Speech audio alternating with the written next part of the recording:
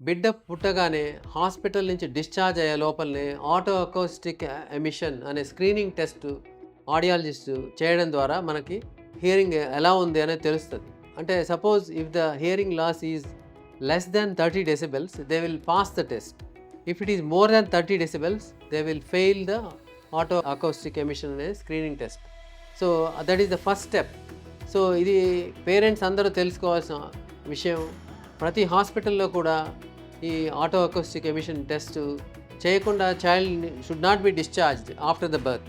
తల్లిదండ్రులు బిడ్డ పుట్టిన తర్వాత మొదటి నెలల్లోనే సపోజ్ ఏదైనా శబ్దం అయ్యేది, పెద్ద శబ్దమైంది, సో ఉలిక్కిపడి తిరగకపోవడం గమనించి ఇలాంటి ఇది సూచన అన్నమాట వినికిడి ప్రాబ్లం.